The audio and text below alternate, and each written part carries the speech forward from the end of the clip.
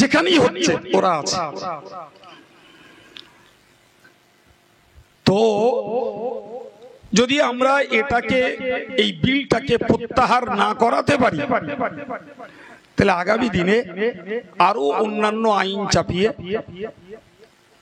মুসলিম জাতিটাকে একটা কোন ঠাসা জায়গায় নিয়ে ভারতবর্ষটাকে ভিন্ন ধর্মে চালানোর জন্য তারা স্বপ্ন দেখছে বহুদিন ধরে।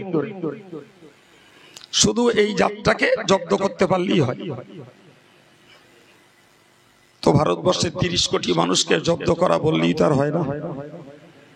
ফলে যাতে গোদা বাংলায় বলে হাতে না মেরে পাতে মারো, এই আইনটা, এই পার্সোনাল লটা, এই তালাকটা, এই কথা বুঝতে পারছেন না? এই বলে দিলাম মসজিদের অস্ত্র কারখানা, বলে দিলাম মাদ্রাসায় সন্ত্রাসী শিক্ষা দেওয়া হয়, এই গরু খাওয়া বন্ধ করো, এই এক দেশ এক আইন, এই একবারে এক ছবল মেরে মেরে এদেরকে অস্থির করে রাখা এবং এই হাওয়ায় অন্য ধর্মের লোকদেরকে পকেটস্থ করাই হলো এর ধান্দা। কারণ এরা সংখ্যায় ভারতবর্ষে কম, সংখ্যায় তারা বেশি। এই কথা বুঝতে পারছে? তো ওই দলটারে যদি খুশি করা যায় তাহলে আমার গদিটা টিকবে। এ দল ভোট নাই দিক, ও সব কিছু খবর রাখে। তাহলে মোর লোকই, আমরা যে মরণ মরণ বলছি, ও মোর লোকই। জানেন, আপনাদের একটা রোমাঞ্চকর কথা শোনা। একটা লোক ছিল, লোকটার রোজগারের পেশা ছিল কাফন চুরি করা। কি চুরি করা? কাফন। ওই কাফন বিক্রি করেই তার সংসার চলত।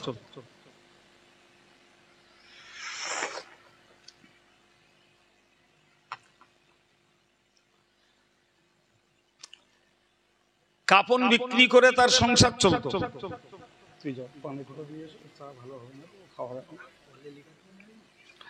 তুই যা বাবা, আর লাগবে না।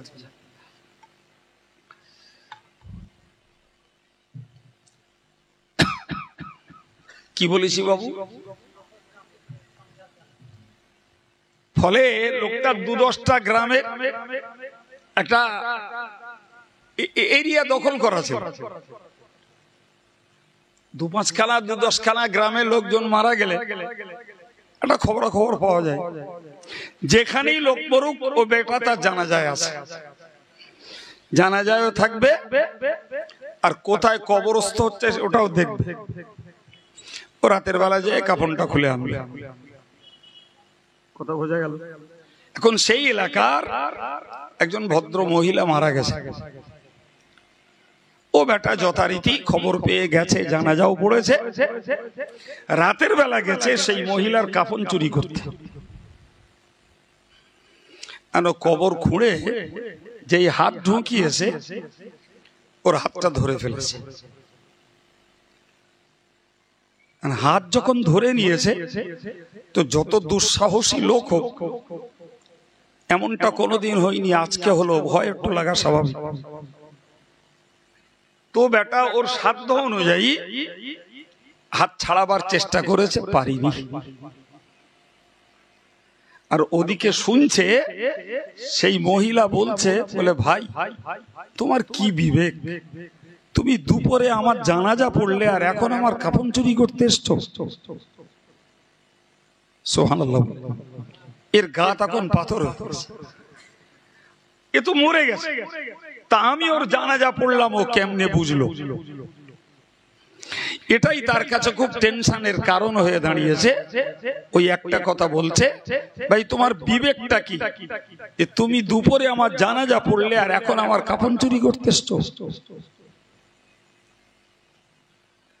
মেয়েটি আরেকটি কথা বলছে, আল্লাহ তোমার এক জান্নাতি বান্দা আর এক জান্নাতি বান্দির কাফন চুরি করছে। সুবহানাল্লাহ। এর তখন আরো হতাশা আসছে, কি ব্যাপার? মহিলা ভালো, আল্লাহ ওয়ালি, দিনদার, ইমানদার, তো তিনি কবরে যাওয়ার পরে আল্লাহ পাক তাকে কবরে জান্নাতি সুখ দিয়েছেন, ফলে তিনি ভাবতে পারেন যে তিনি জান্নাতি। কি ঠিক কিনা? কারণ হাদিস শরীফে এসছে, মুনকার নাকির যখন সওয়াল করেন মান রব্বুকা, তোমার রব কে, তো যে মানুষটা পৃথিবীতে আল্লাহ আল্লাহ রসুলের হুকুম মতো চলে মারা গেছেন, উনি এক কথায় বলে দেন রব্বি আল্লাহ, সুবহানাল্লাহ, আল্লাহ আমার রব। ওই সময়ে আমার আল্লাহ একটা বার্তা ফেরেশতার কাছে পৌঁছে দেন, সাদাকা আবদি, আমার বান্দা সত্য কথা বলেছে। সুবহানাল্লাহ, একটু জোরে বলেন, আমার বান্দা সত্য কথা বলেছে যে আমি তার রব। ফাফতাহ লাহু বাবান ইলাল জান্নাহ, হে ফেরেশতারা, আমার ওই বান্দার জন্য কবর থেকে জান্নাত পর্যন্ত একটা দরজা একটা খুলে দাও। আলহামদুলিল্লাহ। তো কবর থেকে জান্নাত পর্যন্ত যখন দরজা খোলা হয়, তখন জান্নাতের স্নিগ্ধ হাওয়া এবং জান্নাতি খুশবু তার কবরটাতে ভরপুর হয়ে যায়। এখন যে লোকটা আল্লাহওয়ালা, যে লোকটা আল্লাহওয়ালি হয়ে মারা গেছেন, তো তিনি তো তার কবরেই জান্নাতি অনুভূতি লাভ করতে পারেন। এখন এই কাফন চোরের চিন্তা হলো যে এই মেয়েটি আল্লাহওয়ালি হলে সে কবরে জান্নাতি সুখ, আনন্দ, খুশবু পেয়েছে, ফলে নিজেকে জান্নাতি বলে ভাবতে পারে। কিন্তু আমি বেটা তো কাফন চোর, আমি বেটা কাফন চোর। কিন্তু মেয়েটি বলছে আল্লাহ, তোমার এক জান্নাতি বান্দা আর এক জান্নাতি বান্দির কাফন চুরি করছে আল্লাহ। এর মাথায় ওইটা পাক খেয়েছে যে আমি কি করে জান্নাতি হলাম, আমি তো চোর, আমি তো চোর। কেতাবে লিখছে ওই লোকটার হাত বলা ধরা আছে, ওই লোকটার তখন একটা ভিন্ন চিন্তা মাথায় এলো, ভিন্ন চিন্তা মাথায় এলো যে সত্যি যদি আমি আল্লাহর কাছে জান্নাতি হই, তাহলে আমার এই কাজ করা তো আর উচিত নয়। এই কাপন চুরির মতো বদ অভ্যাস আমাকে ত্যাগ করা দরকার বলে লোকটি কাঁদলো আর আল্লাহকে বলল, আল্লাহ আমি জানি না, তো সত্যি যদি আমি তোমার কাছে জান্নাতি বান্দা হই, আমি তওবা করছি আর জীবনে কখনো কাফন চুরি করব না, তুমি আমাকে আজকের মতো মুক্তি দাও। কথাটা বললো, নরমালে হাতটা ছেড়ে দিল। সুবহানাল্লাহ। লোকটা ফিরে এলো, জীবনে আর কাফন চুরি করিওনি। কালে যে লোকটা মস্ত বড় আল্লাহর ওলিতে পরিণত হলো। আমার আপনাকে ইনিয়ে বিনিয়ে ঘটনা শেখানো, ঘটনা বলে টাইম পাস করা উদ্দেশ্য নয়। আমার উদ্দেশ্য হলো এর থেকে একটা জ্বলন্ত জ্ঞান নেওয়া দরকার যে কবরের মুর্দা কতটা অনুভূতি থাকতে পারে যে জীবন্ত মানুষের হাত ধরে রাখতে পারে। অথচ আমরা তো দেখি কবর মানে একটা অসাড়, একটা নীরব নিস্তব্ধ জায়গা, ফলে আমাদের ভয় পায়। সুতরাং আমাদেরকে খুব গভীরতার সঙ্গে মনে রাখতে হবে, দুনিয়ার উপরে আমাদের হাল যা, মাটির নিচের হাল তাই। এই কিতাবে বর্ণিত হয়েছে, হযরত যায়েদ ইবনে খারিজা রাদিয়াল্লাহু আনহু একজন সাহাবী, তিনি ইন্তেকাল করেছেন। পিরিয়ডটা হযরত ওসমান গনির খেলাফতের পিরিয়ড। আর এটা জানবেন, যিনি ইসলামী জগতের খলিফা তিনি জুমার নামাজের ইমাম, ওয়াক্তিয়া নামাজের ইমাম, তিনি জানাজার ইমাম। সুবহানাল্লাহ। অথচ তিনি রাষ্ট্রপতি, রাষ্ট্রপ্রধান। তা আমরা আমাদের দেশে গ্রামে গঞ্জে দেখি সাধারণ জননেতাদের জমাত ধরা তো দূরের কথা, নিজের নামাজটাও নিজের পড়া হয় না। ঠিক বলেন। আমাদের কত লোকে জবাব দেয়, একা মানুষ দৌড়ে পারি না, সেই জন্য নামাজ কালাম ঠিক মতন হয় না। কথা বলেন না, এরম বলা লোক আছে না নাই? তো তুমি একা মানুষ দৌড়াচ্ছ, সংসারের 5টা 7টা 10টা সদস্যের জন্য, তা তুমি নামাজ কাজা করে যখন বিপাকে পড়বে তখন এরা কেউ কি তোমায় ঠেকাতে যাবে? তাহলে একলা হও আর দোকলা হও, আল্লাহর কাজটা তুমি নিজের জন্য নিজে করো বাবা। বাকি যা করছো তো সব লোকে খেয়ে নেবে, না কি বলছেন? সুতরাং একা বলে নামাজ পড়ার সময় পাই না, ব্যবসাদার মানুষ নামাজ পড়ার সময় পাই না, চাষবাস করি, মাঠে ঘাটে থাকি, এসব ছুতো আল্লাহর কাছে চলবে না বাবা। তুমি জনপ্রতিনিধি, জননেতা, এমএলএ, এমপি, প্রধান, মেম্বার, মুসলিম ঘরের ছেলে, এই ছুতোগুলো ছাড়ো বাবা, ছাড়ো। নামাজ তোমার নিজস্ব সম্পদ, নামাজে কারোর ভাগ নাই। তা হযরত ওসমান গনি নয় একলা, প্রত্যেকটা মুসলিম জগতের খলিফা, প্রত্যেকটা খলিফা মসজিদের ইমাম, জুমার ইমাম, জানাজার ইমাম। সুবহানাল্লাহ।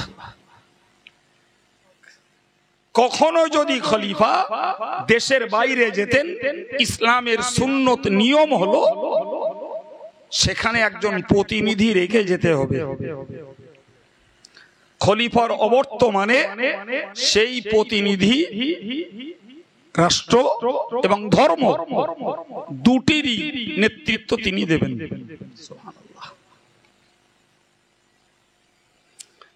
তো হযরত ওসমান গনির কাছে খবর আছে যে মাইয়েত হয়েছে, তাকে জানাজা পড়তে হবে।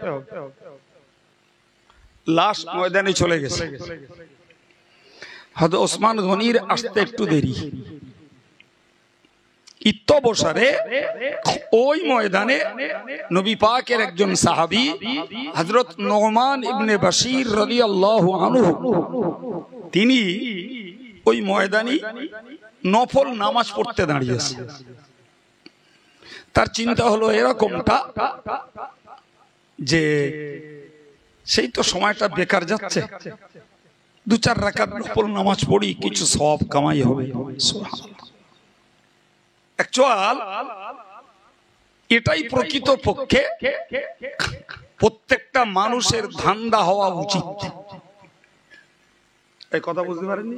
আরে বাবা, আমরা সংসারে যে মানুষ যে কর্মে ব্যস্ত, আত্মীয় কুটুম্ব বাড়ি বিদেশে যেখানেই যাই, সেখানে সেই কাজটা কিরকম চলে খোঁজ খবর নেই। এই হ্যাঁ না বলেন, ঠিক বলছে না ভুল বলছে? সে লোকটা সেলাইয়ের কাজ করে, ধরুন একটা যুবক ছেলে, তো সে কুটুম্ব বাড়ি গেছে, তো সেখানে সেলাইয়ের কাজ হলে তার একটা টেনশন থাকে, আগ্রহ থাকে, একটু খোঁজ নেবো। একজন কাঠের ব্যবসা করে, তো কুটুম্ব বাড়ি গেলে সেখানে কাঠের ব্যবসা কেমন চলে, দাম কি, একটু খোঁজ নেয়, ঠিক কিনা বলে? জি। একজন গরুর গোশতের ব্যবসা করে, সে দূরে গেলে খোঁজ নাই ওখানে গরুর গোশতের দাম কত, গরুর দাম কত, কেমন পাওয়া যায়। তার মানে কি, যে কাজের কাজী যেখানে থাকুক, তার সেই কাজের প্রতি একটা টান তার থাকে। প্রিয় ভাইরা আমার, আমরা ইমানদার মুসলমান, সংসারের সঙ্গে ধর্ম করা লোক। আমরা সুতরাং পৃথিবীর যেখানেই থাকি, কুটুমবাড়ি যাই আর বেড়াতে যাই, যেখানেই যাই না কেন, একজন ধার্মিকের ধান্দা থাকবে আমি যে অবস্থায় থাকি ওই অবস্থাতেই দুটো সওয়াব জোগাড় করব। পারা যাবে না? কি বলছেন? সওয়াব জোগাড় শুধু নামাজ পড়লে হয় না রে বাবা, সওয়াব জোগাড় শুধু টাকা দান করলে হয় না। সওয়াব জোগাড় করার জন্য শুধু কোরআন শরীফ খুলে পড়তে হয় না। আপনি যে অবস্থায় দুনিয়ার যেখানে থাকুন, পাক না পাক, উজু গোসল ছাড়া, নামাজের পাটি ছাড়া, গাড়িতে বসে দাঁড়িয়ে, মাঠে ঘাটে, আপনি কিচ্ছু না, মুখে সুবহানাল্লাহ পড়ুন, আলহামদুলিল্লাহ পড়ুন, লা ইলাহা ইল্লাল্লাহ পড়ুন, একটু দরুদ শরীফ পড়ুন, আলহামদুলিল্লাহ, আপনার ওই অবস্থাতে আমল নামাটা সওয়াবে পূর্ণ হতে থাকবে। কি বলছেন? এটা কি আমাদের জন্য আল্লাহর দেওয়া একটা বড় সুযোগ নয়? কথা বলেন না কেন? নিঃসন্দেহে আল্লাহর দেওয়া একটা বড় সুযোগ। তার মানে অবসর সময়ে, ফাউ সময়ে আমরা বিনা সাজগোজে ইচ্ছা করলে, মন থাকলে নেকির পরিমাণ বাড়াতে পারি। কি গো, কাজটা খুব কঠিন বললাম? কঠিন বললাম? দরকার একটা মনের, দরকার একটা মনের। মন থাকলে কাজ সহজ, মজুরি অনেক বেশি। সুবহানাল্লাহ, অনেক বেশি মজুরি। যদিও আমি সেদিকে কথা বলিনি, তো নতুন করে ও কথাটা আর বলবো না। এইটুকু বিশ্বাস করুন, খাটনি কম, মজুরি বেশি। কিসে? জবান দ্বারা পৃথিবীর যেখানেই থাকি এই জিকির তাসবিহ গুলো ব্যবহার করায়। আমি কেন বললাম কথাটা? হযরত নুমান ইবনে বাশীর রাদিয়াল্লাহু আনহু, তিনি জানাজা হতে দেরি বলে জানাজার ময়দানে কি করছিলেন বলেছি। তো বাকি লোকেরা যা সাধারণ অভ্যাস, কথাবার্তা বলছে, আমরাও বলি না? কি বলছেন? আমরা এত বলা বলি, কবরস্থানে লাশ দাফন হচ্ছে, সেখানে তর্ক বিতর্ক, হাসি গল্প, চিল্লানি, কোনটা বন্ধ নেই। আছে, আল্লাহ জানে। আমি কখনো বলেছি, কারোর কানে পড়তে পারে, আমি দুটো জায়গা না বিরাট ভয় করি। একটা এই কবর খোলা, আর একটা বেবাড়ি। এত মুফতি যে ওখানে জোটে, তখন মনে হয় মুফতি পড়ে ভুল করিস, এর কাছে শিখলি বোধহয় ভালো ছিল। ফতোয়া ছড়াছড়ি দেবে। নীরব চুপচাপ দাঁড়িয়ে কিছু দোয়া কালাম পড়ি। আচ্ছা লে ভাই, বকেলে কত পারিস? বকেলে বললেও শুনবে না। যদি এতটুকু ডর কলিজায় থাকতো যে এখানে অনেক পুরাতন লাশেরা শুয়ে আছে, আর আজকে আমরা আর একটা টাটকা লাশ নিয়ে এসেছি, আগামীকালকে লাশ হয়ে আমাকে আসতে হতে পারে, এতটুকু চেতনা থাকলে কবর খোলায় মানুষের জবানটা বন্ধ হতো। এই কথা বলে, এতটুকু চেতনা নেই। আমি আমার আব্বার কাছে একটা গল্প শুনিলাম, গল্পটা বলি, একটু জ্ঞান হবে। আমাদেরই পাড়াস্ত কোন লোকের গল্প। ছোট ভাই মারা গেছে, বড় ভাই বেঁচে আছে। তো সাধারণত সিরিয়ালে বুঝি বড় আগে মরবে, ছোট পরে মরবে। কিন্তু আল্লাহর কাছে তো সিরিয়াল নেই, আসার সিরিয়াল আছে, যাওয়ার। এখন ছোট ভাই মারা গেছে, আর বড় ভাই কবর খুঁড়তে পারে, কবর খুঁড়েছে নিজের বড় ভাই। তো এবার জানাজা হবে, তো কবরস্থানে খবর দিতে গেছে, এ জানাজা হবে, চলে এসো। তা বলছে বলে আমার গায়ে কাদামাটি লেগে রয়েছে, আমি আর যাবো না, তোমরা জানাজা পড়ে এসো, একেবারে দাফন করে দেয় যাবেন। কথাটা বোঝা গেছে? এখন জানাজা পড়া শেষ, ইন দি মিন টাইমে কিছু লোক এসে একটু দেখবে, তাই এরকম হয় না অনেক সময়? তো লাশটা দেখাচ্ছে, আর কেউ বলেছে যাও দেখো, লাশটা দেখছে, দেখো কবর বাকি আছে কিনা একটু খোঁজ নাও একবার। কে গিয়ে দেখে কবর খোঁড়া রেডি, সেই বড় ভাই কাপড় সতর আলগা কবরের পাড়ে বসে একটা বাঁশের গোড়ালি সেনে ফাটিয়ে ভালো করে চাঁচা চলা করছে। তো যারা কবর খোঁড়া হয়ে গেছে, তো বলছে হ্যাঁ। তো কি করছিস? তো বাঁশের গোড়ালা ছিল একটা বেড়েন করে রাখি, পাট ধোয়া যাবে।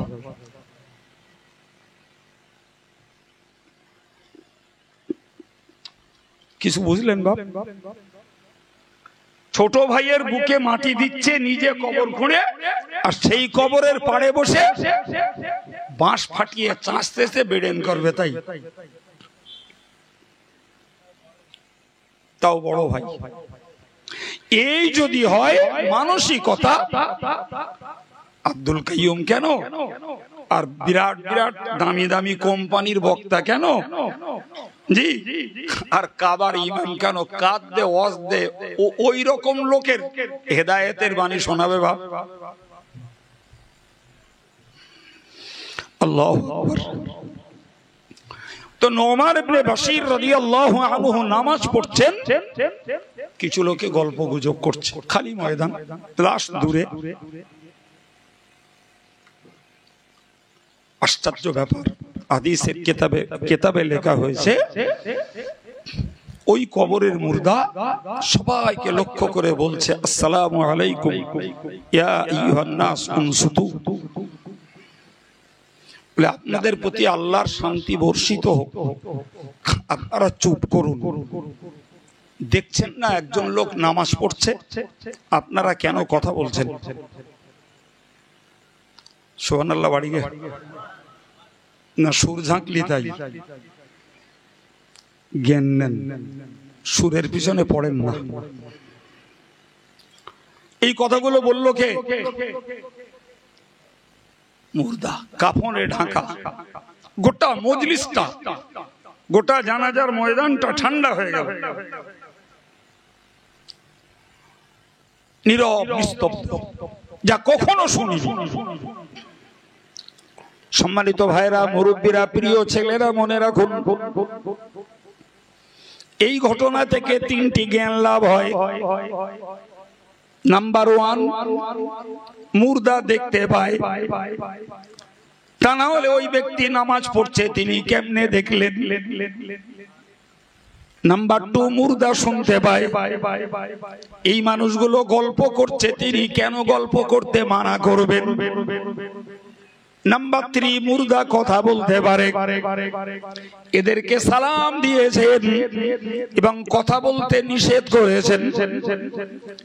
এ প্রিয় ভাইরা আমার, আমরা কবরস্থানগুলোকে নীরব জায়গা মনে করি, কবরস্থানগুলোকে আমরা নিস্তব্ধ ভয়ের জায়গা মনে করি। বিশ্বাস করুন, ওর নিচে চলছে কারুর জন্য শান্তির জীবন, কারুর জন্য কষ্টের জীবন, আর বাচ্চাগুলোর জন্য চলছে হেসে খেলে দাপটে বেড়ানোর জীবন। আমার দেখার ক্ষমতা নেই, আমার শুনবার কান নেই, আমার বোঝার মতো অনুভূতির মতো হৃদয় নেই, জি, কিন্তু বিশ্বাস করার মতো অন্তরটা তো আছে বাপ, না কি বলছেন? এই বিশ্বাসটা যদি তৈরি হয়, আলহামদুলিল্লাহ, তাতেই আমাদের জীবনের কিছু ধর্মীয় উন্নতি, পরিবর্তন আশা করা যায়। আর যদি বিশ্বাস না হয়, দূর বাদ দে তো, কাইম সাহেব সব কথাকার আজগবি আজগবি কথা বলছে, হয়ে গেল, না কি বলছেন? আমি আপনাকে বোঝাতে চাইছি তাহলে মানুষ মরার পরেও দেখতে পায়, শুনতে পায়, অনুভূতি আছে। মুফতিতে একটা বই পড়ানো হয়, একটা বই পড়ানো হয়, সেই বইটাতে কিছু ইসলামিক থিওরি লেখা আছে, সচারি 400-র মতো, কিছু কম বেশি হবে, ইসলামিক থিওরি লেখা আছে। এই থিওরি গুলো মুফতিদের পড়তে হয়। তো যার যেমন যোগ্যতা সে তেমন পড়ে, কেউ 20টা পড়ে, কেউ 50টা পড়ে, কেউ 100টা পড়ে, কেউ 200টা পড়ে, কেউ 400টাই পড়ে ফেলে। জ্ঞানেরও এরকম তারতম্য হয়। কথা বোঝা গেল? বইটির নাম কাওয়াইদুল ফিকহ। তো তাতে একটা বিধানে বলা আছে, কি বিধানটায় বলা আছে, কাসরু আজমিল মাইয়িত কা কাসরি আজমিল হাই। বাংলা মানে হলো যে মুর্দার হাড় ভাঙা জীবন্ত লোকের হাড় ভাঙার সমতুল্য। আরে আমার গায়ে যদি একটা লোহার রড দিয়ে মারা হয় তো আমার হাড়টা ভেঙে গেল, আমি তো যন্ত্রণায় কাতরাবো না, কি বলছেন? তো ফিকহের ওই থিওরিটাতে বলা আছে যে জিন্দার হাড় ভাঙলে যেমন ব্যথা যন্ত্রণা হয়, কষ্ট পায়, মরা লোকের হাড় ভাঙলেও তারা ওই রকম কষ্ট পায়। অনেক সময় দেখা যায় অজানা জায়গায় ঘর করতে যেয়ে কবর বেরিয়েছে। আমার কাছে এরকম রিপোর্ট অ্যাভেলেবেল আছে। কোপ মেরেছে, ঠঙাস করে আওয়াজ হলো, খুলে দেখলো পায়ের রলা, হাতের রলা, খুলিতে বাড়ি পড়েছে। এরকম হয় না? হয় না? কথা বলেন, প্রচুর পরিমাণ। ভাই, তো জীবন্ত লোকের মারলে যদি আঘাত লাগে, মরা লোকের মারলেও আঘাত লাগে। যে জন্য গোসলদাতাদের বলা হয় যে তোমরা নরম ব্যবহার করো, রূহ বেরিয়ে যাওয়ার জন্য। ওই মরা মানুষটার দেহটি পাকা ফোড়ার মতো ব্যথা হয়েছে, অনুভব করে সেই মৃত ব্যক্তি। আমরা জীবন্ত তো বুঝি না, আমরা আমাদের ডিউটি পালন করি, গোসল দিতে হবে, পাশোপাশ করতে হবে, পেটে চাপ দিয়ে ময়লা বার করতে হবে, আমরা আমাদের কাজ করছি। তার কি হচ্ছে এই অনুভূতি তো আমার নেই, কিন্তু বিশ্বাসটা তো রাখতে হবে যে তার দেহটি পাকা ফোড়ার মতো ব্যথা। সুতরাং যতটা সম্ভব নম্রভাবে তার সঙ্গে আচরণ করা। ভাই আপনাকে কি বলবো, দুঃখজনক কথা বলছি যে আমার দেশে পোস্টমর্টম হয়, যা ইসলামিক দৃষ্টিতে হারাম। কিছু শুনছেন? পোস্টমর্টমের লাশটাকে অস্ত্রোপচার করতে হয়, যা ইসলামিক দৃষ্টিতে। সারা দেশের মুসলমানেরা অকপটে মেনে নিয়েছে, কেউ কোনোদিন চুঁচা করিনি, জবাব দেয়নি, প্রতিবাদ করিনি, পাল্টা কোনো দাবি করিনি।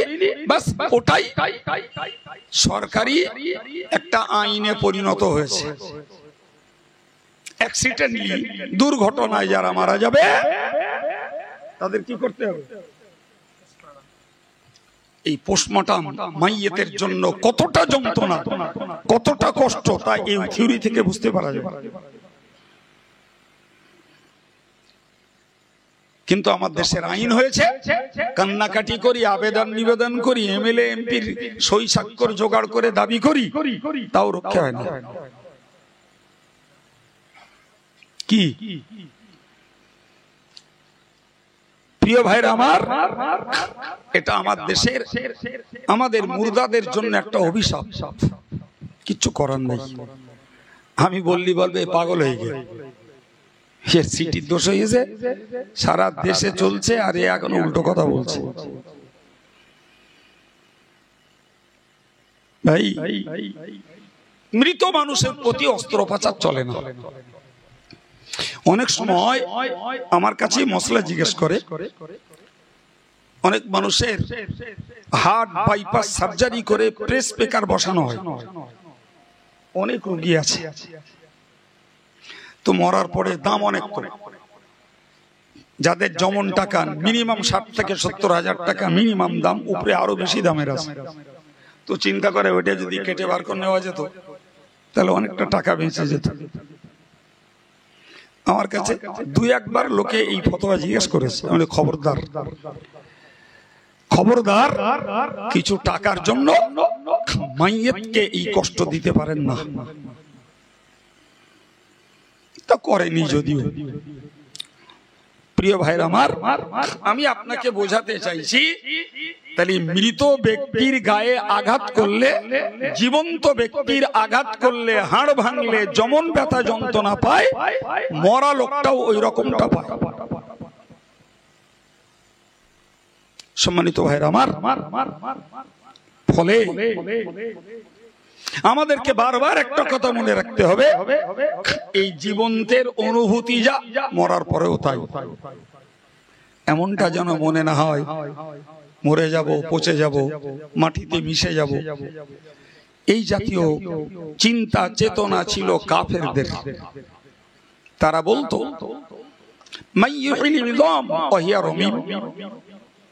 কে জ্যান্ত করবে এই পচা গলা হাড় হাড্ডি গুলোরে, আবার কে জ্যান্ত করবে?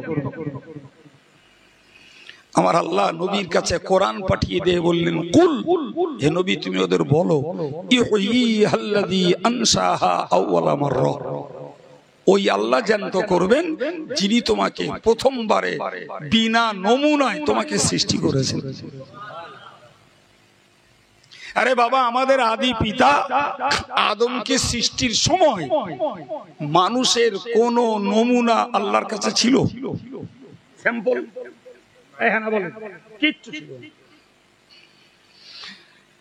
রাসূলুল্লাহ বলেছেন, খালাকাল্লাহু আদামা আলা সূরাতিহি, আল্লাহ আদমকে তার জন্য যে আকৃতি করার পরিকল্পনা করেছেন সেই আকৃতিতেই আল্লাহ আদমকে বানিয়েছেন। আমাদের যে আকৃতি, আদমের আকৃতি তাই। তবে আদম ছিল 60 গজ লম্বা। ক গজ?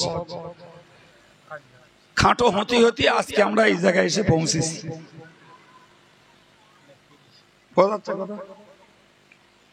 তো আমার বক্তব্য যে বিনা মডেলে আল্লাহ আমাদেরকে বানিয়েছেন, তাহলে মরি পচি আর হাড়গুলো টুকরো টুকরো হয়ে যাক, আল্লাহর পক্ষে এই মানুষকে পুনরায় জীবিত করা অত্যন্ত সহজ।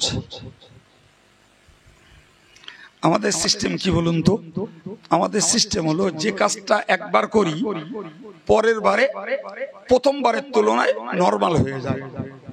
আল্লাহ বললেন, বান্দারে তোদের যুক্তি অনুযায়ী যদি বুঝিস, আহওয়ানু আলাইহি, আল্লাহর উপরে তোদের দ্বিতীয়বার তৈরি করা তোদের যুক্তিতেও সহজ।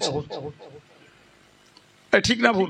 তাহলে তোরা কেমনে ভাবিস যে মরার পরে আর জীবন্ত হতে হবে না? কি করে ভাবলি?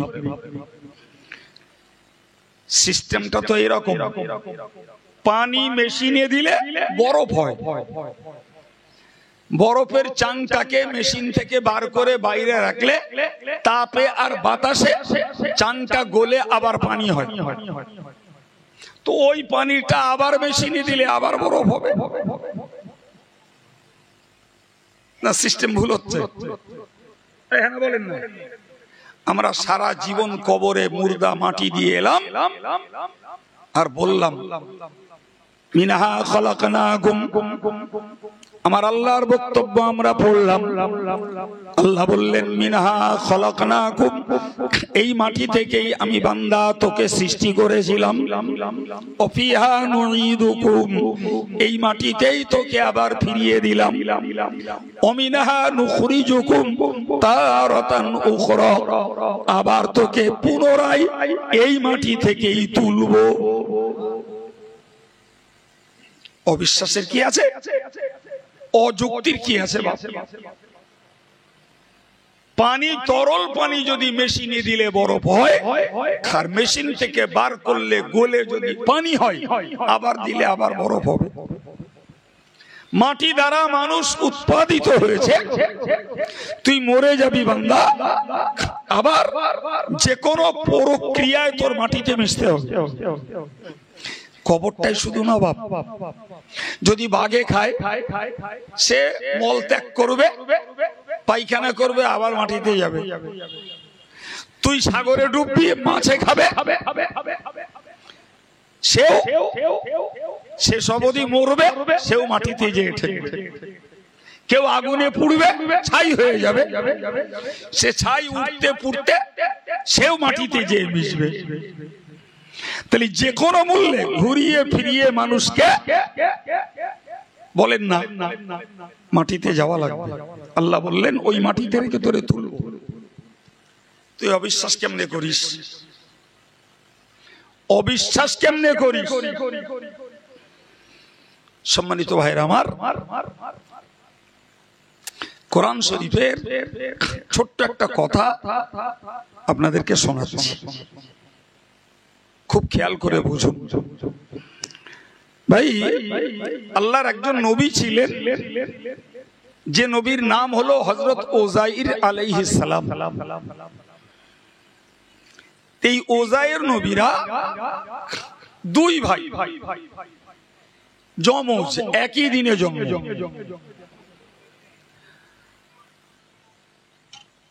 কি হচ্ছে? একই দিনে জন্ম আর একই দিনে মৃত্যু। এই শুনছেন কথা?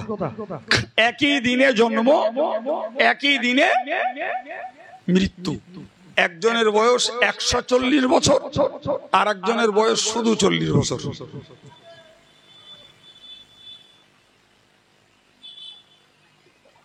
আলহামদুলিল্লাহ। এই কথা বুঝতে পেরেছেন? মন ব্রেনে লাগছে, বলি আবার কি করে হয়? জন্ম একদিনে, মৃত্যু একদিনে। এ যদি সত্যি হয়, তাহলে একজনের বয়স 40 আর একজনের 140 কেমনে হয়? সত্যি সত্যি ব্রেনে আসার কথা নয়। কিন্তু কোরআনের উল্লেখিত ঘটনা আমার আপনার প্রত্যেকের ব্রেন ধরে নিতে বাধ্য।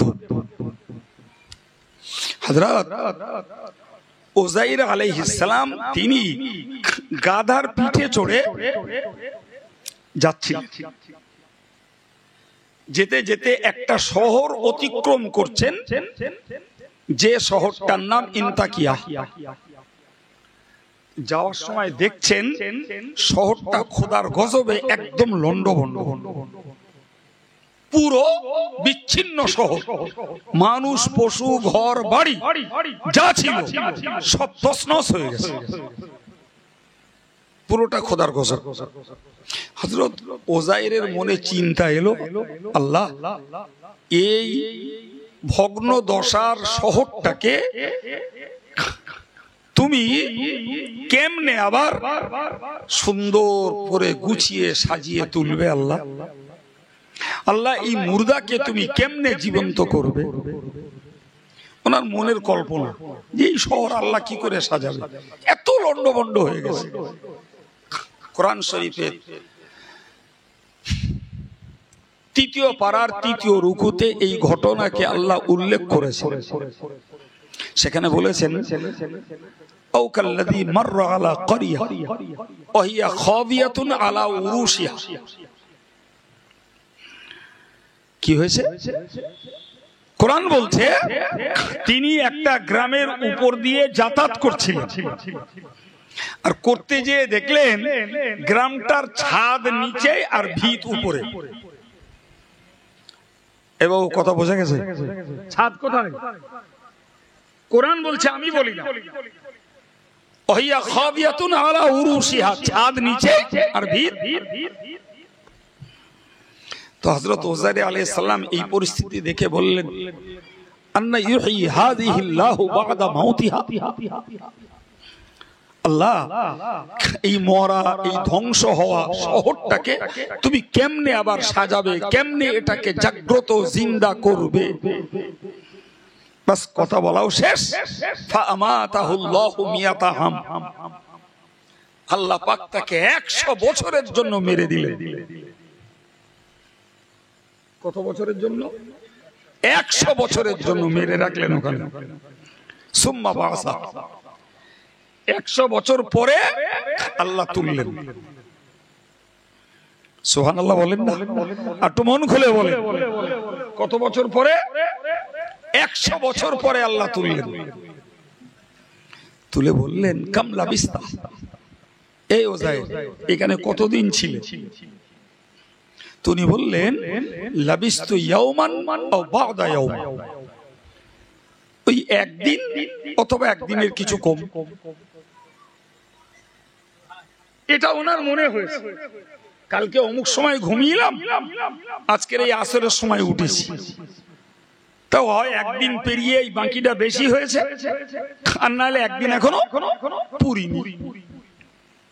আমার আল্লাহ গম্ভীর্যের সঙ্গে বললেন, বাল লাবিস্তা মিয়াতা আম, এলে উযাইর তুমি এখানে এই ঘুমন্ত অবস্থায় কাটাচ্ছ 100 বছর। কার কথা বলছি বাবু? কথা বলেন না, কার কথা বলছি? আরে জোরে বলা যাচ্ছে না আল্লাহর কথা। ওটা আব্দুল কাইয়ুমের পকেটের কথা নয়, খোদ কোরআনের কথা। 100 বছর তুমি ঘুমিয়ে আছো, তোমাকে মেরে রেখেছি। আলহামদুলিল্লাহ। তো আল্লাহ তো বললে হলো, ইমানদারকে বিশ্বাস করতে হয়। তারপরেও তো কিছু যুক্তি শুনতে ইচ্ছা হয় না? হয় না? হযরত উযাইর আলাইহিস সালাম আল্লাহকে কিছুই বলেননি।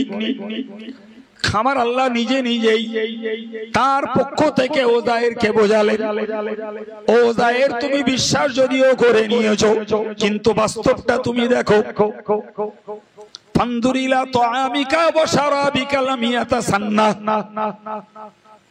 আল্লাহু আকবার। বললেন, হে উযাইর, তোমার কাছে আঙ্গুর ছিল, ওইগুলো দেখো, আর তোমার কাছে যে পানি ছিল ওটা দেখো। আশ্চর্য ব্যাপার, 100 বছর পেরিয়ে গেছে, পানি আঙ্গুর কোনটাই নষ্ট হয়নি, একদম টাটকা। এবার বললেন, উযাইর এবার দেখো তো, অনজুর ইলা হিমারি, তুমি যে গাধাটার পিঠে চড়ে এসেছিলে সেই গাধাটার দিকে দেখো। তুমি যেখানে গাধাটা রেখেছিলেন, আশ্চর্য দেখছেন, গাধার বেঁচে থাকার কোনো চিহ্ন নেই, তবে কিছু ক্ষত বিক্ষত হাড় হাড্ডি সেখানে পড়ে আছে।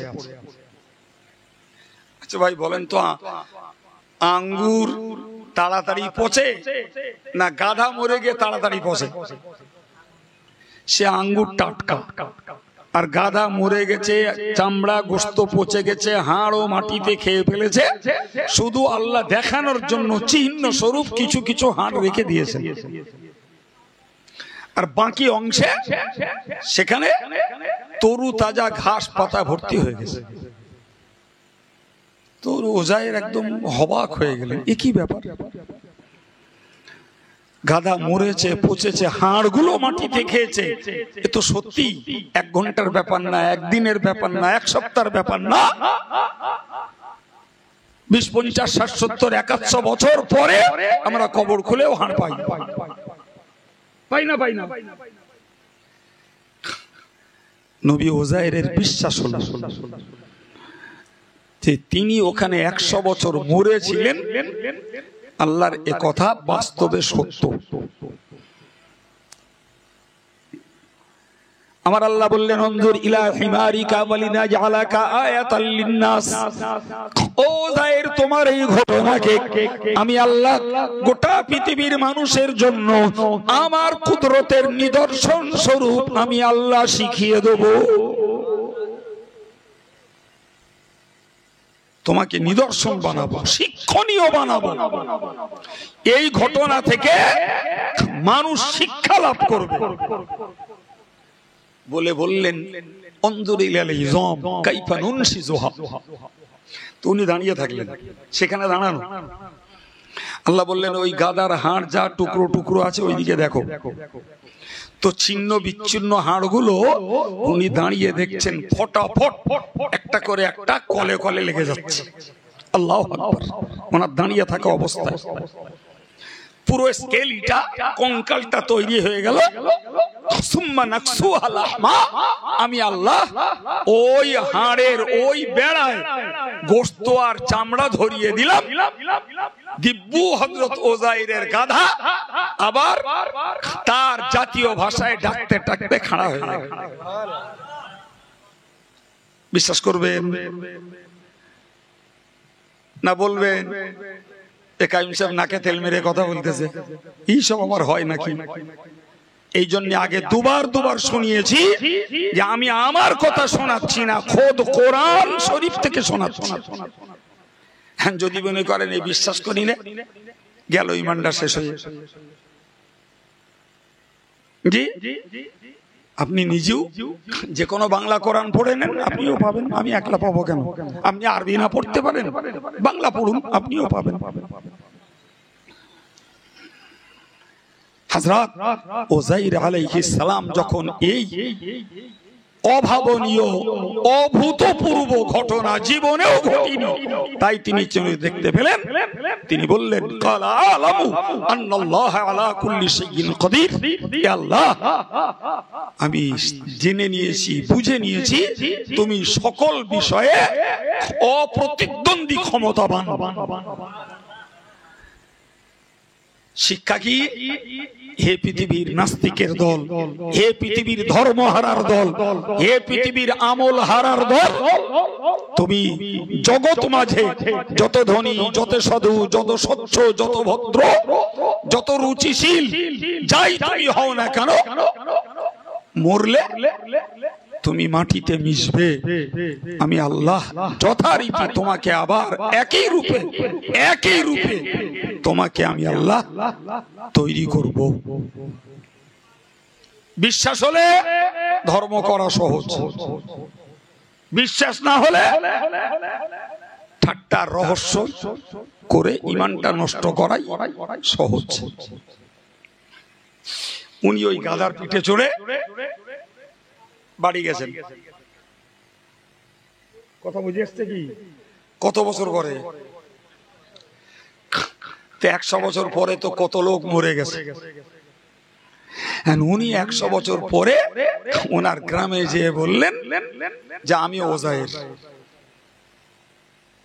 কারোর বিশ্বাস হবে?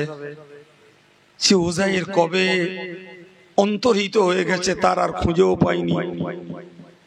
এখন যখন তিনি নিজেই বলছেন আমি ওজাইর, চেহারায় মিল আছে, বয়সের মিল আছে, কিন্তু যারা নতুন প্রজন্ম তারা তো বিশ্বাস করতে রাজি না। স্বাভাবিক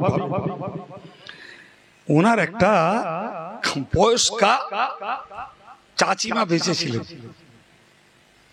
তিনি বললেন যে লোকটা ওজাইর বলছে তাকে আমার কাছে নিয়ে এসো। আমি ওজাইরের এমন একটা গোপন চিহ্ন জানি, সেটা যদি এই লোকটার দেহে থাকে তাহলে তোমরা কেউ বিশ্বাস না করলেও আমি বিশ্বাস করবো ওটা সেই ওজাইর। আলহামদুলিল্লাহ, তার চিহ্ন ছিল একটা তিলক। বৃদ্ধার কাছে যখন আনা হলো, উনি এক চান্সে দেখলেন এবং যেখানে তার চিহ্নিত তিলকটি ছিল পেয়েও গেলেন। উনি চিল্লিয়ে বললেন, তোমরা কেউ বিশ্বাস না করলেও আমি বিশ্বাস করি এটা আমার সেই ওজাইর। কিছুদিন বাঁচলেন, সেই যে বলেছিলাম আবার দুই ভাই একই দিনে মারা গেলেন। জন্ম একদিন, মরল একদিন। বয়স তেনার হয়েছে 140 আর এনার হয়েছে শুধু 40। মাঝখানে 100 বছর তো আল্লাহ মৃত্যু অবস্থায় কাটাতে বাধ্য করেছেন ওই শিক্ষার জন্য। দেখ বান্দা, আমি ধ্বংসকে পুনরুজ্জীবিত করতে পারি কিনা, আমি মুর্দাকে জ্যান্ত করতে পারি কিনা, তুই সচক্ষে দেখ। এটাই হোক বিশ্ব মানবতার জন্য, সারা পৃথিবীর মানুষের জন্য শিক্ষণীয় ভয়ঙ্কর ঘটনা।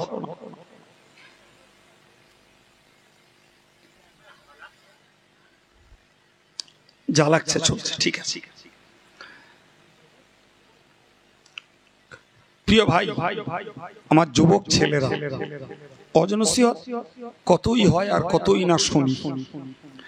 আমার যেমন ধাঁচ গাছ, সেরকম ভাবেই দুটো কথা আপনাদেরকে শেয়ার করছি। একটা মন তৈরি করুন। পৃথিবীতে বাঁচতে আসিনি, মরতে এসেছি। আর মরণ মানেই কৈফিয়তের পালা শুরু। আমার রাসূলুল্লাহ একটা হাদিসে বলেছেন, মান মাতা ফাকাদ কামাত কিয়ামাতুহু। হুজুর বলেছেন, যে লোকটা মরলো তার কিয়ামত শুরু হয়ে গেল। এই কথা বুঝে আসছে কি? যে মরলো তার কিয়ামত শুরু। কেমন ভাই? আসল কিয়ামত তো ইসরাফিলের সিংহা ফুৎকারের পরে। তো সে কিয়ামতে বিচার অন্তে কারোর ঠিকানা জাহান্নাম, কারোর ঠিকানা জান্নাত। ওটা চূড়ান্ত ফয়সালা। কিন্তু কবরে যখন একটা মানুষকে দেয়া হচ্ছে, তার কৈফিয়ত শুরু। কেউ পাচ্ছে কবরে জান্নাতের খুশবু, কেউ পাচ্ছে জাহান্নামের দুর্গন্ধ। ফলে এই মাটির নিচে গেলেই কৈফিয়ত শুরু, ফলাফল শুরু। অতএব ধনী নির্ধন, শিক্ষিত মূর্খ, মালিক শ্রমিক, মোটা তাজা, জ্ঞানী আর অজ্ঞানী, নারী আর পুরুষ, যুবক যুবতী, বৃদ্ধ আর বৃদ্ধা, সবাইকে একটা টেনশন মাথায় নিয়ে বাঁচতে হবে যে মরলে আমি একা, কেউ আমার নেই। যতক্ষণ বেঁচে আছে অনেকে আছে, অনেকে আছে, মরার পরে কেউ নেই। ফলে আমাকে ওই কবর জীবনটা থেকেই যখন কৈফিয়তের পালা শুরু, তো আমি এখানে যদি পাশ করতে পারি তো এখানেই পাবো জান্নাতি খুশবু আর হাওয়া। সুবহানাল্লাহ। আর এখানেই যদি ফেল করি তাহলে এখান থেকেই পাবো জাহান্নামের দুর্গন্ধ আর জাহান্নামের উত্তাপ। চোখে দেখা যাবে না, জীবন্তকে বিশ্বাস করা লাগবে। আর মরা নিজে অনুভব করছে। অনেকদিন আগে একটা বইতে পড়েছিলাম, সম্ভবত বইটার নাম মরণের পরে। বইটাতে একটা ঘটনা উদ্ধৃত করা হয়েছে রাসূলুল্লাহর জমানার। ঘটনায় বলা হয়েছে, একজন লোক হাঁপাতে হাঁপাতে হন্তদন্ত হয়ে নবীর কাছে এসে হাজির। এসে লোকটি বললে, ইয়া রাসূলুল্লাহ, আমি অমুক রাস্তা দিয়ে যাচ্ছিলাম, তো যেতে যেতে হঠাৎ করে দেখি একটা কবর থেকে একটা লোক উঠে ছুটছে, তার গোটা দেহটি আগুনে ঘেরা, আগুন দাউ দাউ করে জ্বলছে। আর ওই লোকটি শুধু চিল্লাচ্ছে আর বলছে, কে আছো, আমায় একটু পানি দাও। আল্লাহ পাকের নবীর সাহাবী বলেন, ইয়া রাসূলুল্লাহ, আমার লোকটার দেখে বড় দয়া হলো, একটু পানি দেবো বলে আমি চিন্তা করলাম, কিন্তু পরক্ষণেই লক্ষ্য করে দেখছি ওই কবর থেকে আরেকজন ব্যক্তি একটা শিকল নিয়ে ওই লোকটাকে ধাওয়া করলো, তাড়িয়ে নিয়ে গেল, আর শুধু চিল্লাচ্ছে আর বলছে, খবরদার এই মালাউনকে কেউ যেন এক ফোঁটা পানি দিও না।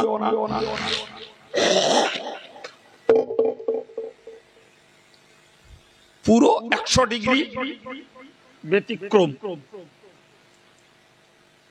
অগ্নি দগ্ধীভূত আগুন জ্বলা লোকটি পানি চাচ্ছে, আর একজন সুস্থ ব্যক্তি হাতে শিকল নিয়ে পানি দিতে মানা করছে। ইয়া রাসূলুল্লাহ, এই ঘটনায় আমি ভীত, সন্ত্রস্ত, আমার আতঙ্ক হয়েছে, তাই আপনার কাছে এসেছি। আল্লাহ পাকের নবী বললেন, ও সাহাবী, যে লোকটাকে তুমি অগ্নিদগ্ধীভূত দেখেছো ওই লোকটা আর কেউ নয়, আল্লাহর দুশমন, ইসলামের দুশমন, আমার দুশমন, কোরআনের দুশমন। ওই লোকটি হলো আবু জাহাল। আর যাকে পিছনে ধাওয়া করতে দেখেছো এই লোকটা ওর কবরের রক্ষিত শাস্তিদাতা ফেরেশতা। এই ঘটনা শুধুমাত্র জগৎবাসীকে শিক্ষার জন্য আল্লাহ প্রকাশ্য দেখিয়েছেন। নাউজুবিল্লাহ বলেন। ভাই, আচ্ছা, এই ঘটনা যদি বিশ্বাস হয় তাহলে কবরে আযাব হতে পারে না, এ কথার মনে উঠবে।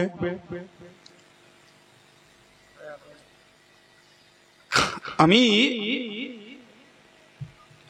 অনেকদিন আগে একটা জায়গার ঘটনা জানি, নাম বলবো না, তাদের পরিবারের লোকেরা বেঁচে আছে, আমাকে তারা নিশ্চয়ই কৈফিয়ত করবে, তবে যেটা বলছি সেটা সত্য। গ্রাম জানি, জায়গা চিনি, লোকটারে জানি। লোকটা ছিল চরম সুদখোর, চরম সুদখোর। তো লোকটার ওসিয়ত ছিল যে আমি যেদিন মরে যাব সেই দিনই আমার কবর পাকা করে দিবি। কারণ অর্থ, সুদখোরের অর্থ তো অনেক, অর্থ ছিল। মারা গেছে, দুপুরে মাটি হয়ে গেছে, ও রাজমিস্ত্রি লাগিয়ে দিয়েছে, রাজমিস্ত্রি লাগিয়ে দিয়েছে। তো পশ্চিম পাটায় পুকুর, উত্তর পাট, দক্ষিণ পাট আর পূর্ব পাট গেতে তুলেছে, কিন্তু পশ্চিম পাট তুলতে গেলে পুকুরের নিচে থেকে তুলে আসতে আসতে এদের এই কাজ করতে প্রায় রাত 12টা বেজে গেছে। তো মিস্ত্রিরা বলছে, দেখো আমাদেরও কষ্ট হচ্ছে, আর লাইট ফাইটও ভালো নেই, তো আমরা এখন আর করবো না, বাকি কাজটা কাল সকালে এসে করে দেবো। ছেলেরাও বললো যে বাপের নির্দেশ মতো আমরা তো কাজ করতে গেছি, কমপ্লিট হয়ে থাকি হবে, কাজ তো শুরু করেছি, আচ্ছা ঠিক আছে যাও ভাই। আশ্চর্য ব্যাপার, সকালবেলা এসে না ছেলেদের না মিস্ত্রিদের কারোর ক্ষমতা হয়নি ওই কবরের পাশে যাওয়ার, এত পরিমাণ আগুনের তাপ ছুটেছে, কারোর ক্ষমতা হয়নি সেই কবরের পাশে যাওয়ার। আমি ছেলেবেলায় সেই কবরের পশ্চিম পাট খালি দেখেছি, কবে জানি না, তবে এখন দেখি পশ্চিম পাটটা গাঁথা।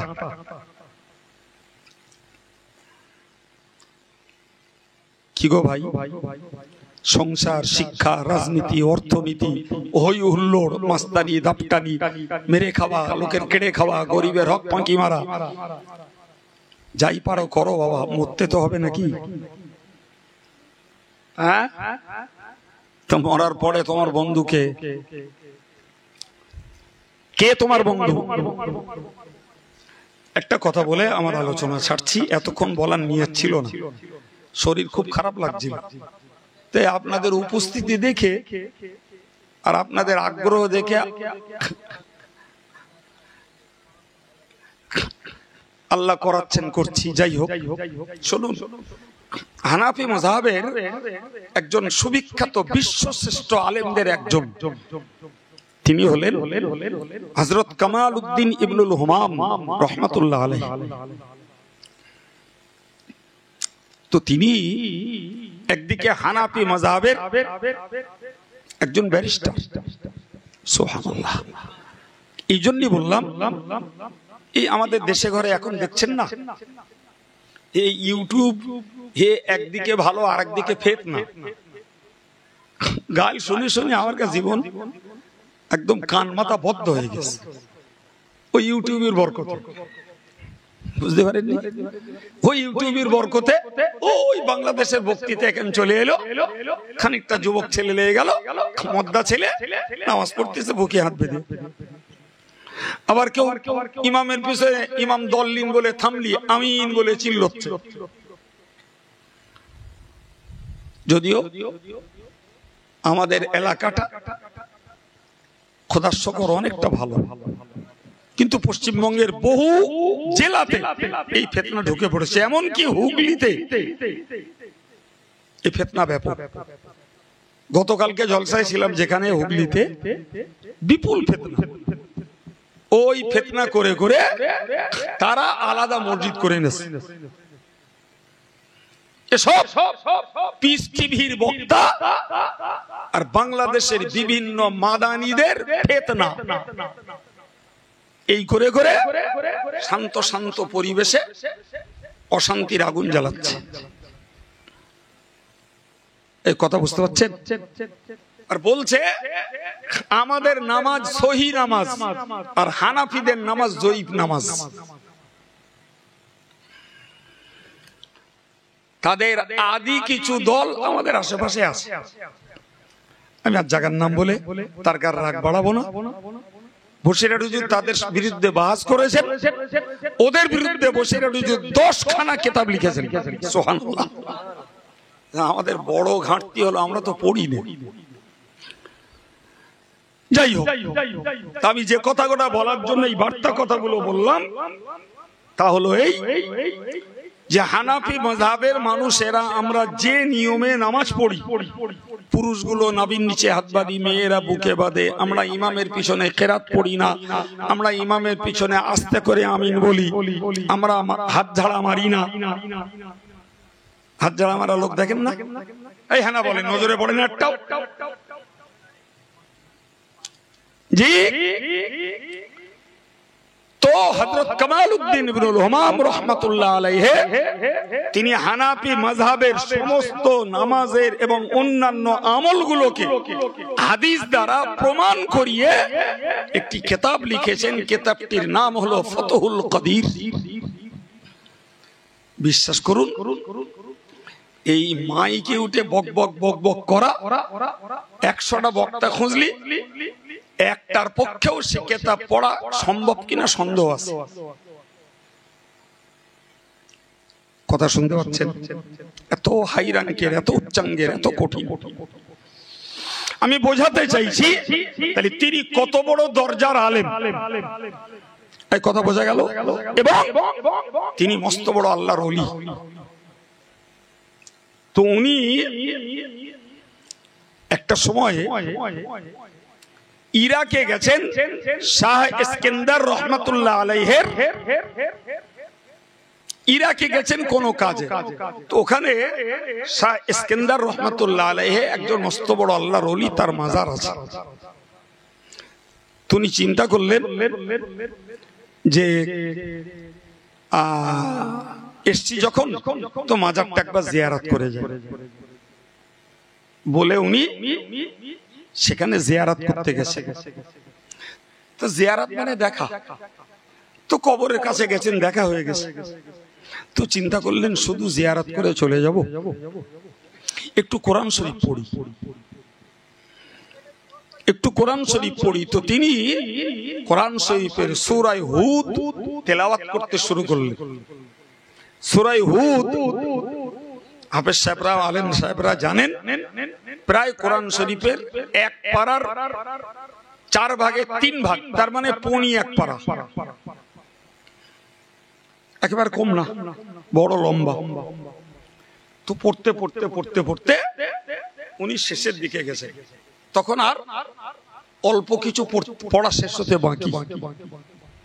এর আগে একটা কথা বলি, রাসূল করিম সাল্লাল্লাহু আলাইহি ওয়াসাল্লামের মাথায় একটা বর্ণনা এসছে 17টা চুল পেকেছিল। কটা? আর একটা বর্ণনা এসছে 19টা চুল পেকেছিল। এই যে মতভেদ, এটা আহামরি কিছু না। যিনি আগে দেখেছেন তিনি বলেছেন 17টা, যিনি পরে দেখেছেন তিনি বলেছেন 19টা। অতএব দুটোই সত্যি। তো সাহাবীরা নবীকে একদিন জিজ্ঞাসা করলেন, ইয়া রাসূলুল্লাহ, যে আপনার মাথার চুল পাকলো কেন, কিসে, কোন কারণে? আল্লাহ পাকের নবী বলেছিলেন, সাইয়াবাতনি হুদুন ওয়াল মুরসালাতু ওয়া আখওয়াতুহা। আল্লাহ নবী বলেন, ও সাহাবীরা তোমরা মনে রাখো, কোরআন শরীফের সূরা হুদের বর্ণনা এবং সূরা মুরসালাতের বর্ণনা আর এই জাতীয় যে সমস্ত সূরাগুলোতে আল্লাহর আযাব গজব এবং কিয়ামতের দিনের কঠিন কঠিন শাস্তির কথা ঘোষণা হয়েছে, এই সূরাগুলোর কথা ভেবে ভেবেই আমার মাথার চুল পেকেছে। আল্লাহু আকবার। রাসূলের মাথার চুল পাকছে খোদার গজব আর আযাবের কথা ভেবে। হযরত কামালউদ্দিন ইবনুল হুমাম রাহমাতুল্লাহ আলাইহি যে সূরাটি ওই কবরের পাশে দাঁড়িয়ে পড়ছিলেন, সেটা রাসূলের ওই চুল পাকানো সূরার মধ্যকার একটা সূরা। কথা বোঝাতে পারলাম? তাতে একটা জায়গায় লেখা আছে, ফামিনুহুম শাকিয়্যু ওয়া সাঈদ। মানে কি, যে এই কবরের মানুষগুলোর মধ্যে কিছু আছে সৌভাগ্যবান আর কিছু আছে দুর্ভাগ্যবান। বিস্তার কথা আরো আছে, আমি আর বলবো না। তো ওইটুকুর অংশের অর্থ হলো, কিছু আছে সৌভাগ্যবান আর কিছু আছে, ব্যাপারটা সব জায়গায় একই। দুনিয়ার ক্ষেত্রে সংসারে কিছু লোক আছে সৌভাগ্যবান, অভাব অনটন নেই, খাওয়া পড়া সুস্থতা আছে। আবার কিছু লোকের কষ্ট আছে, তারা দুর্ভাগ্যবান। কবরেও তেমন, কিছু লোক সৌভাগ্যবান, কিছু লোক দুর্ভাগ্যবান। হাসরেও তেমন, কিছু লোক সৌভাগ্যবান, কিছু লোক দুর্ভাগ্যবান। কোরআনে আল্লাহ বলেছেন, ওয়া আম্মাল্লাযীনা সুঈদু ফাফিল জান্নাহ। যারা সৌভাগ্যবান কবরে, এরা জান্নাতে যাবে। সুবহানাল্লাহ। ওয়া আম্মাল্লাযীনা শাকু ফাফিন নার। আর যারা কবরে দুর্ভাগ্যবান, এরা বিচারান্তে জাহান্নামে যাবে। এখন আশ্চর্য ঘটনা যেটা, সেটা হলো উনি ওই পর্যন্ত পড়ে গেছেন যে এখানে এই কবরে কিছু লোক আছে যারা সৌভাগ্যবান, কিছু লোক আছে যারা দুর্ভাগ্যবান। ঠিক সেই সময়ে আল্লাহু আকবার, সেই যার কবর জিয়ারত করতে গেছিলেন তিনি কবর থেকে বলছেন, ইয়া কামালু লাইসা মিন্না শাকিয়ুন। ও কামালউদ্দিন, তুমি যেটি বলেছো ওটা সত্য কথা। এই মাটির নিচেই কেউ আছে সৌভাগ্যবান, কেউ আছে দুর্ভাগ্যবান। কিন্তু আমরা এই কবরস্থানে যত মানুষ রয়েছি, আমাদের মধ্যে কেউ দুর্ভাগ্যবান নেই। আল্লাহ সকলকেই সৌভাগ্যবান বানিয়েছেন। হযরত কামালউদ্দিন ইবনুল হুমাম চমকে উঠলেন। তিনি বুঝে গেলেন যে আমি এতক্ষণ ধরে যা পড়েছি, আমার টোটাল পড়া ওই কবরের মুর্দা শুনতে পেয়েছে। আর যখন আমি ওই আয়াত পড়েছি যেখানে রয়েছে যে এই মাটির নিচে কেউ সৌভাগ্যবান, কেউ দুর্ভাগ্যবান, তখনই উনি জবাবটা দিয়েছেন যে আমাদের মধ্যে কেউ দুর্ভাগ্যবান নেই, আল্লাহ সকলকে সৌভাগ্যবান বানিয়েছেন। সম্মানিত ভাইরা আমার, প্রিয় ছেলেরা, পর্দার মায়েরা, কারা কথা শুনছেন আর কারা গল্প মারছেন সেটা তার দুর্ভাগ্য। জি, এই জাতীয় ঘটনা থেকে আমাদেরকে ভাবতে হয়, আমরাও যখন কবরে যাব আমাদের জন্য দুটোর একটা অপেক্ষা করছে। হয় সৌভাগ্য নাই দুর্ভাগ্য। জি, তো আমরা স্বাভাবিকভাবে বুঝি সৌভাগ্যবান তারাই যারা আল্লাহ আল্লাহ রসুলের কথা মতো নিজের জীবনটাকে কষ্টের সঙ্গে ধরে রেখেছেন। ইনশাআল্লাহ এই মানুষগুলো কবরে সৌভাগ্যবান হবেন আশা করা যায়। কিন্তু দুনিয়াতে যারা রোজগারে, চিত্ত বিনোদনে, বিলাসিতায়, রাজনীতিতে, আড্ডা তামাশায় জীবনটা কাটিয়ে কবরে যাবে, হতে পারে তাদের জন্য ওই কবরটা দুর্ভাগ্যবান। এখন যদি মনে হয় কোরআনের বয়ানকে বিশ্বাস করি, তাহলে আমাদেরকে সৌভাগ্যবান হওয়ার চেষ্টাই করে যেতে হবে, বাকিটা আল্লাহর রহমত।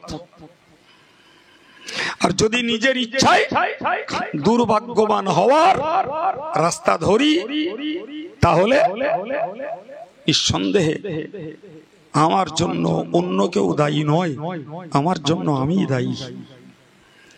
আল্লাহ বোঝার তৌফিক দেন, বলুন আমিন। উঠেছি, আলোচনা শুরু করেছি, 8 মিনিট সময় ফাও নষ্ট করার চেষ্টা করিনি, বক্তব্য ছাড়ছি, দোয়া সবরে সানি। আসুন প্রিয় নবীর প্রতি সালাম। ইয়া নবী,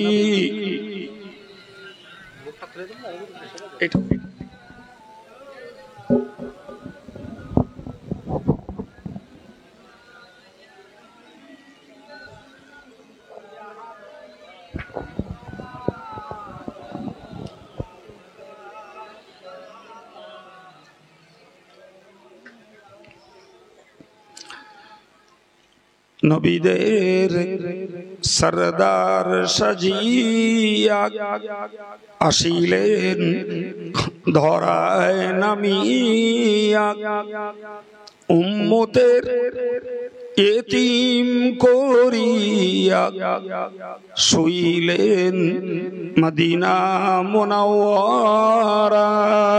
ইয়া নবী,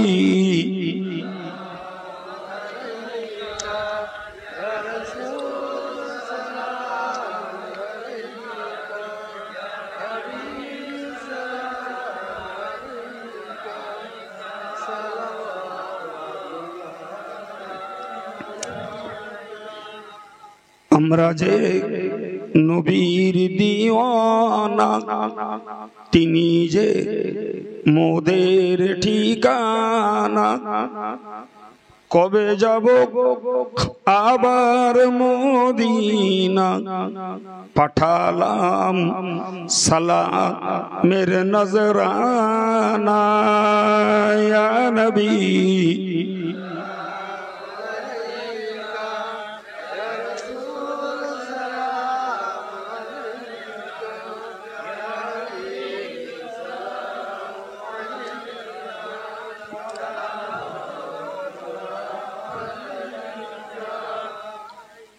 নবী না হয়ে দুনিয়ার, না হয়ে ফরিশতা খোদার, হয়েছি উম্মত তোমার, তার তরে শুকর বেশুমার। ইয়া নবী,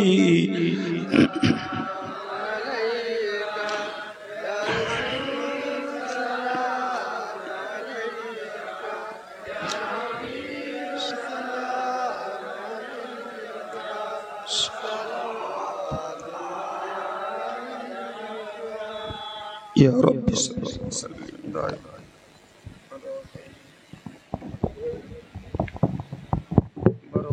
नबी पर अपने मदाम बलगल उला बिकमालिही कशफत दुजा बिजमालिही हसरत जमीउ खिसालिही सल्लु अलैहि व आलिहि अल्लाहुम्मा सल्लि अला।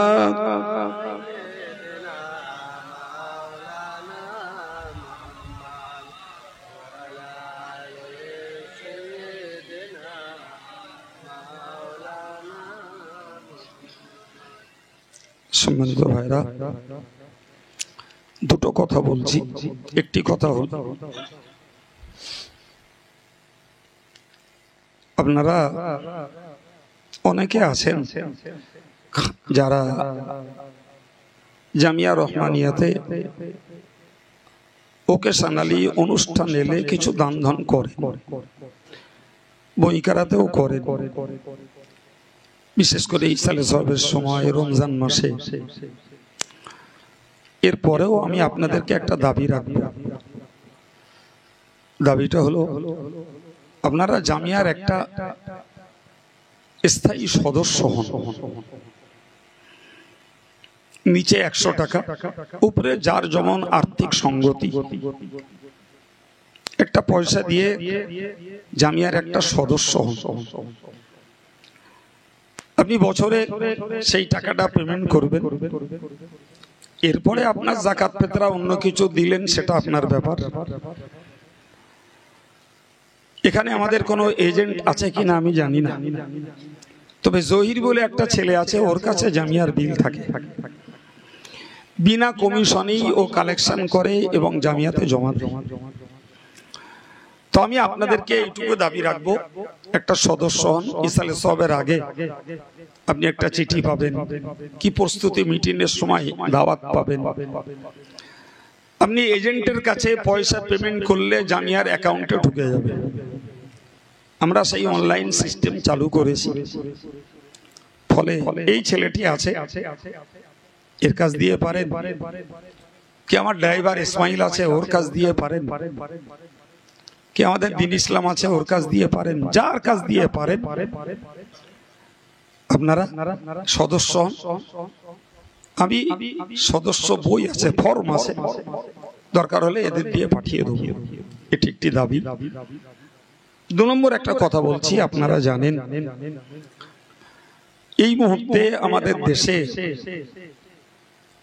ওয়াকফ সংশোধনী বিল কেন্দ্র সরকার পাশ করে মুসলমানদেরকে একটা অস্থির করে তুলেছে।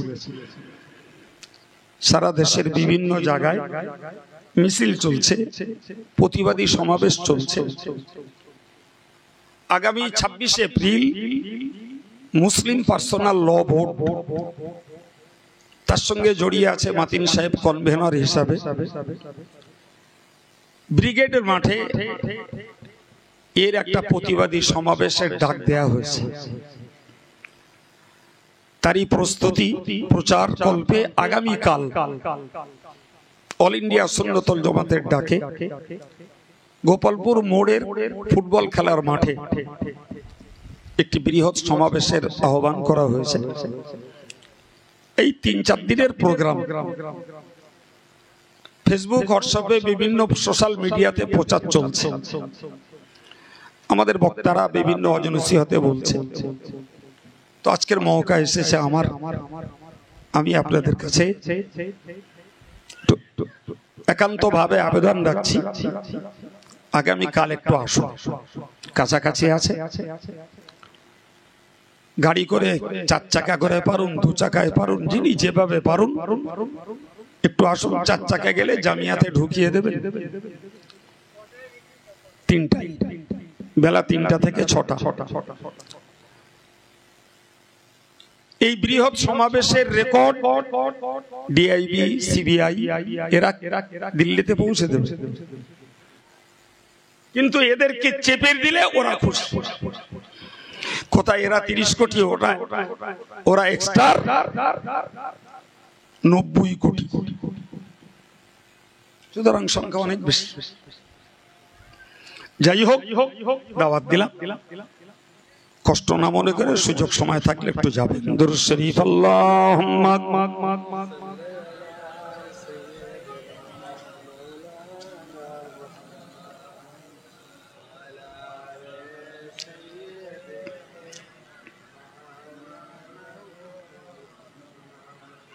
اللهم آمين. الحمد لله رب العالمين، والصلاة والسلام على سيد المرسلين وعلى آله وصحبه أجمعين.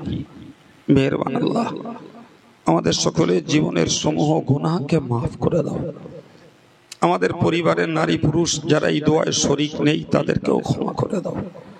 আল্লাহ আমাদের ছেড়ে যারা কবরে চলে গেছেন ইমানের উসিলায় তাদের জিন্দেগির গুনাহকে মাফ করে দাও আল্লাহ। আজকের এই সুন্দর মাহফিলটাকে তুমি কবুল করে নাও।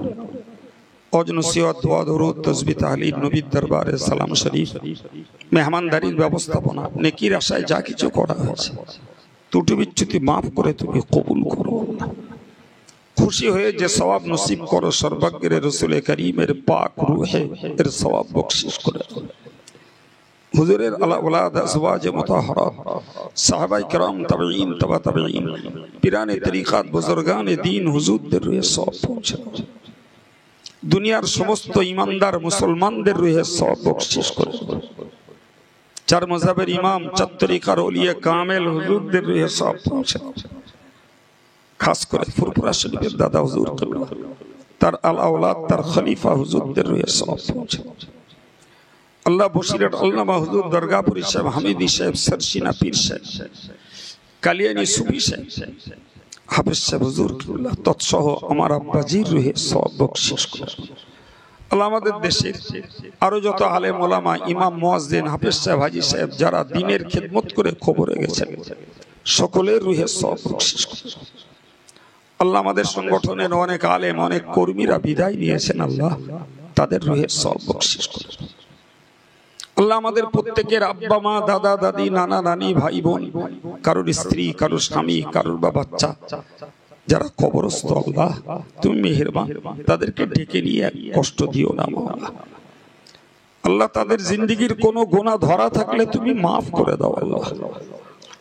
আল্লাহ এর সওয়াব তাদের রূহে পৌঁছে দিয়ে তাদের রূহ তুমি ইল্লিনে জায়গা দাও আল্লাহ। এই গ্রামে খাস করে এই পাড়াস্থ মানুষদের কবরস্থানে যত মুর্দা শায়িত রয়েছে তাদের সকলের জন্য এই দোয়াকে নাজাতের ওসিলা বানিয়ে দাও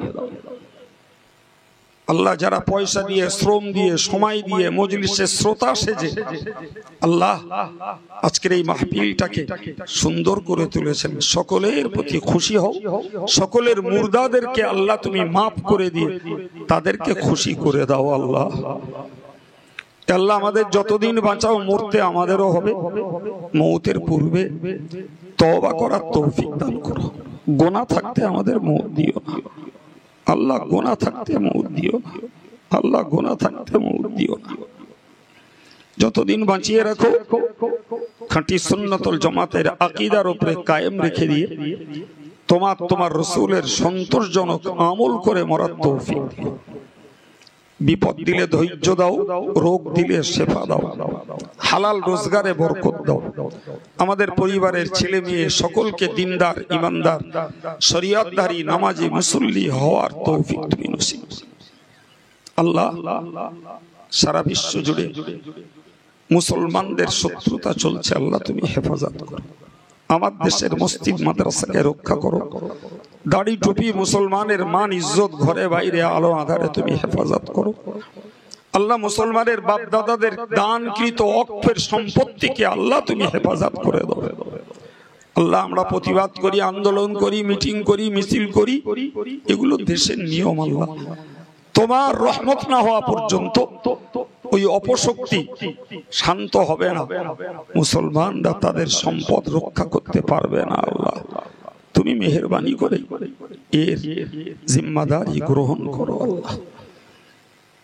সাল্লাল্লাহু তাআলা আলা নবিয়্যিল কারীম ওয়া আলা আলিহি ওয়া সাহাবিহি আজমাইন ওয়ারহামনা মাআহুম বিরহমাতিকা ইয়া আরহামার রাহিমিন ওয়া বিহাক্কি লা ইলাহা ইল্লাল্লাহ মুহাম্মাদুর রাসূলুল্লাহ। আসসালামু আলাইকুম। সকলেই শান্তশিষ্ট হয়ে বসে যান। পূব পশ্চিমে লম্বা হয়ে বসুন। ছেলেরা তাবাররুক দেওয়ার জন্য রেডি আছে।